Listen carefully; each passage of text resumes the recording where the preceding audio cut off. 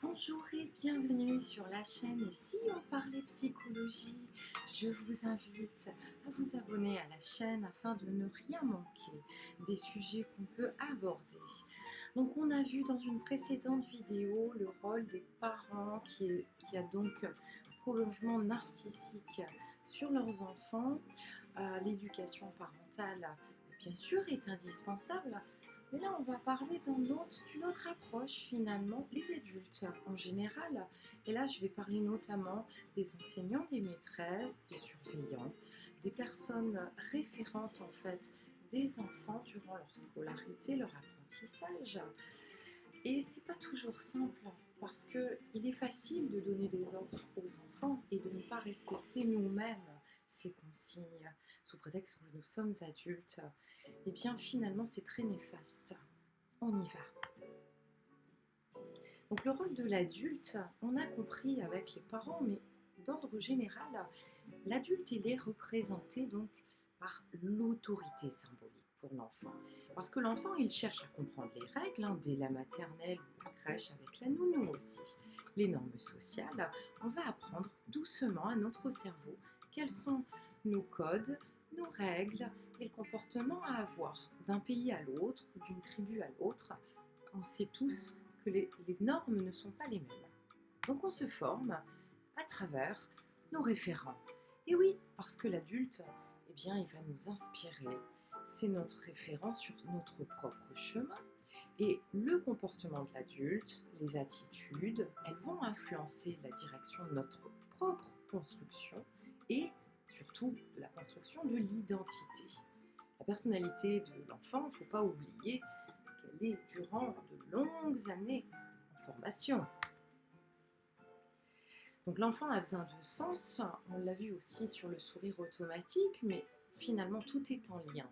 L'enfant, il va rechercher activement du sens. À tout ce qu'il rencontre, il traverse des interactions avec les adultes et il cherche donc à imiter, à comprendre et à avoir du sens. Mais les actions, elles demeurent donc déterminantes finalement pour que l'enfant se repère et interprète.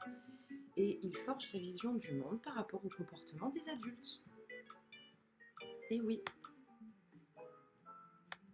Donc, imaginez l'impact sur l'identité de l'enfant.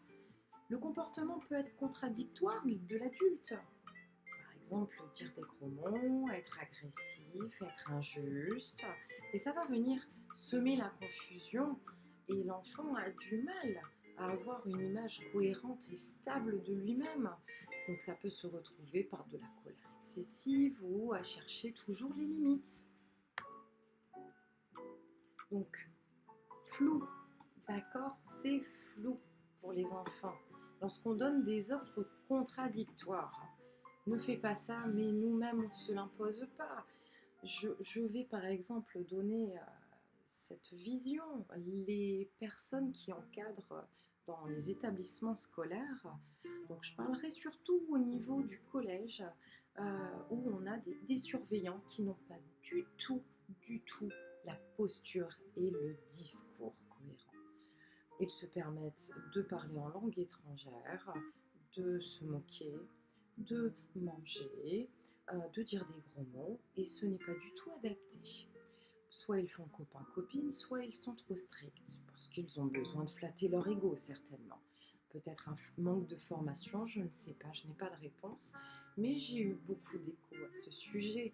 Donc c'est difficile pour l'enfant de se dire mais on me donne des ordres alors que finalement ils ne les imposent pas à tous, ils n'ont pas la même posture avec tous.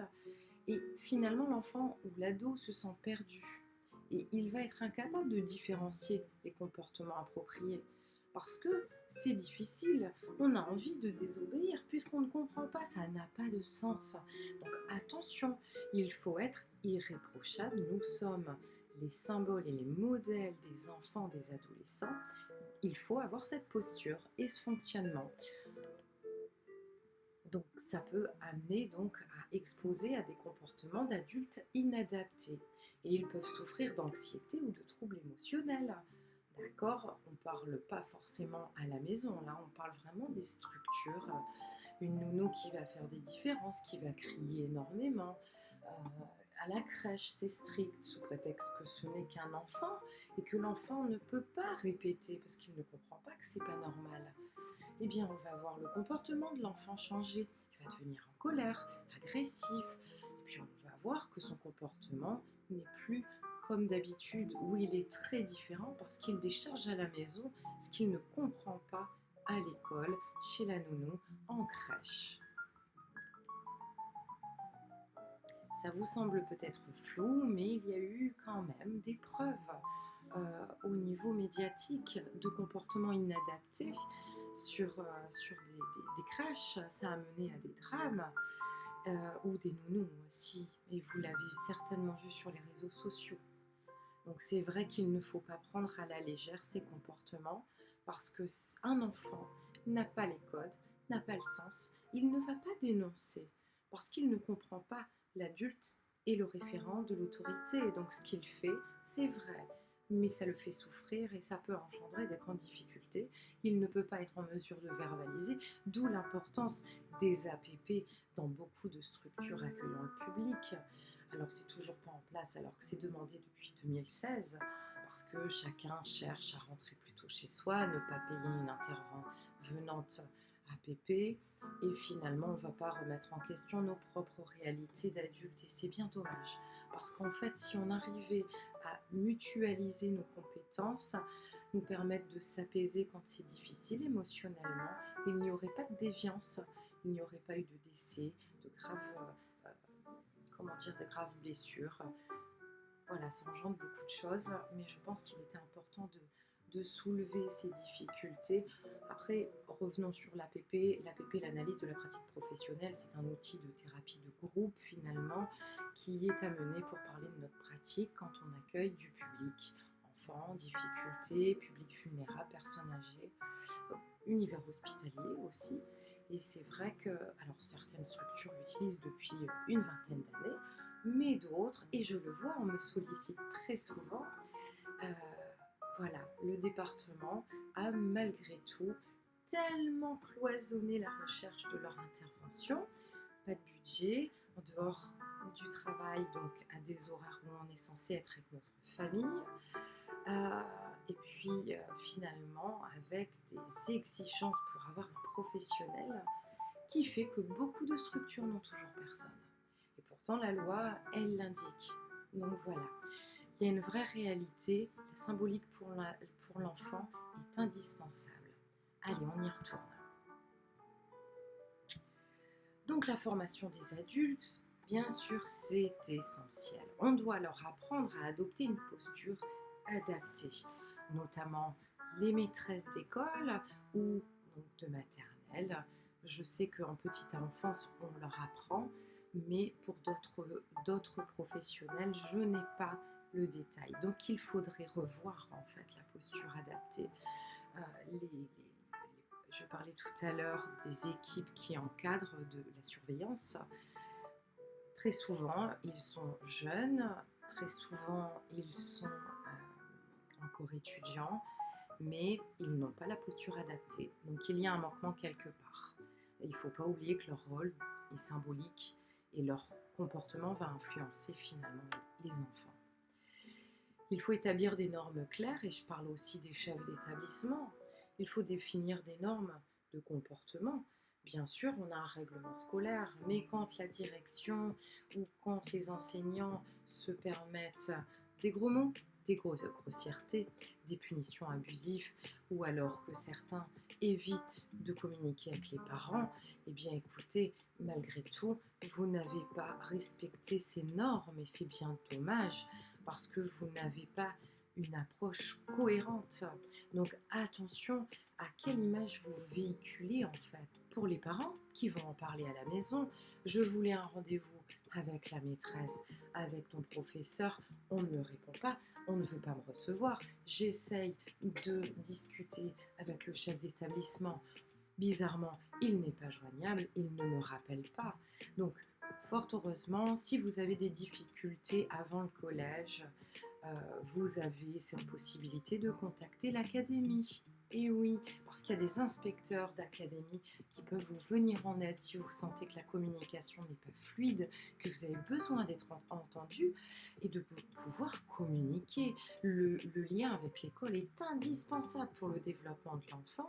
On ne cherche pas à pénaliser qui que ce soit, mais à renouer le dialogue et ensemble on trouve une solution.